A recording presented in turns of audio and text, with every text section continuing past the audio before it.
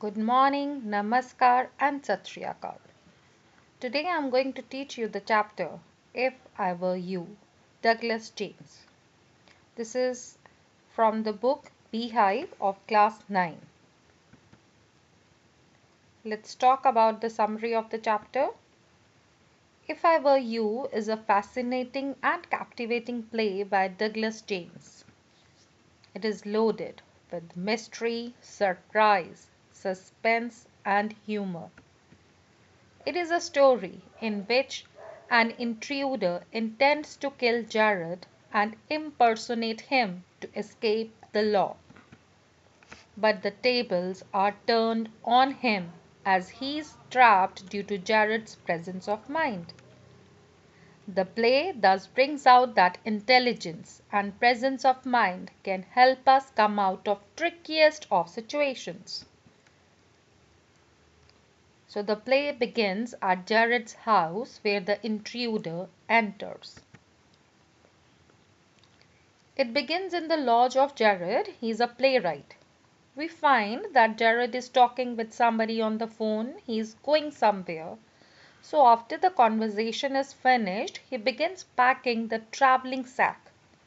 All of a sudden, a man enters quietly from the right.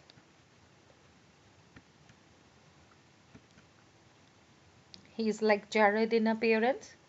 He has a pistol in his hand. The intruder is a criminal. He orders Jared to raise his hands up. Jared obeys him. However, isn't anxious. He talks wonderfully to the intruder. The intruder cautions him not to try to be smart and answer his questions. Jared says he can't feel good while his hands are up.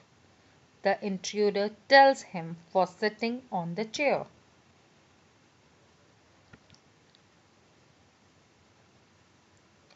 Now the intruder talks about Jared and himself.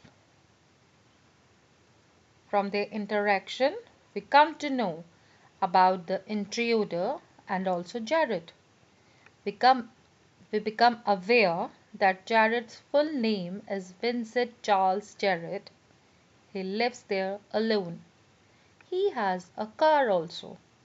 He is a kind of mystery man. In some day he is here, and the exact following day he is at nowhere to be seen. He gives his orders on the telephone and never meets tradesmen. Then the intruder talks Jared about himself.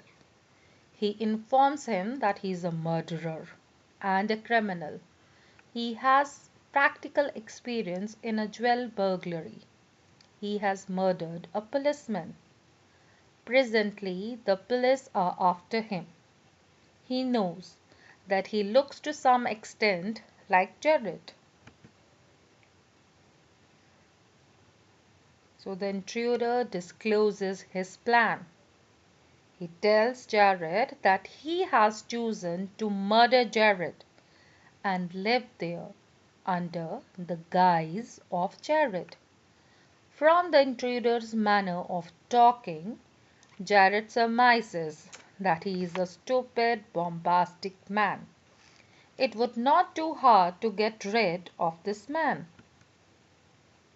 And all the questions like why, who, where, how, when, what this intruder came for that are answered.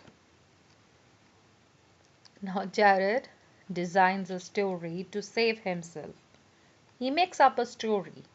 He says that he is also a vicious person and murderer. The police are also looking for him. That is the reason he lives baffling. He frequently disappears from that place. He tells the intruder that it would be an indiscretion to murder him. If he killed him, he would be put on gallows, if not as himself, then as Jared. The intruder starts thinking, this is an opportunity for Jared. He smartly tells the intruder that he will take him to a safe place in his car. He asks the intruder that he shall hurry, as the police may reach there any time. The intruder is taken in. Jared opens the door and requests that the intruder to enter in. He reveals to him that the door goes to the garage and they will escape in his vehicle. And just when the intruder turns his head to get in, Jared pushes him and snatches the revolver out of his hand. Then he closes the door and locks it.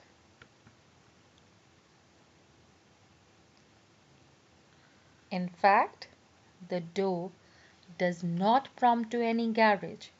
It is the entryway of his cupboard. The intruder shouts from inside to give him a chance to come out. But Jared takes the telephone and calls the police.